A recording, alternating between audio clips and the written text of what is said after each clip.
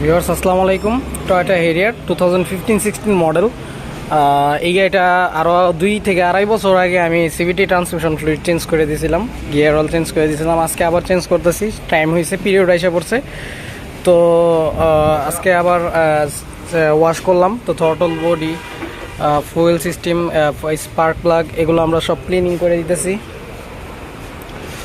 তো এগুলো সব ক্লিনিং করে দিতেছি আমরা। তো এখন আমরা ফ্লুইড রিফিল করব।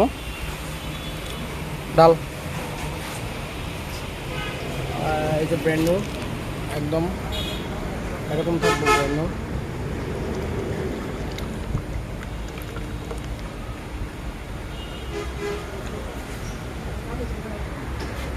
পুরাতন তেল না দেখাই, পুরাতন বাড়ি করো তো।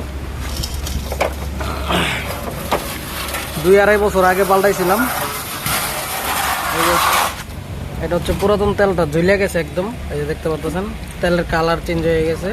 2-2.5 বছর আগে পাল্টাইছিলাম এরকম। তো ব্র্যান্ড নিউর কালার দেখেন এরকম থাকবো, রেড ওয়াইনের কালার থাকবো এরকম, নতুন থাকবো। এই গাড়িতে এফি রিকমেন্ডেড, তো আমরা এফি যেটা রিকমেন্ড গেল না দেখা। তো এই এফি আমরা ফিল আপ করতেছি। তো এফি মুখাটা ইয়েটা করবো,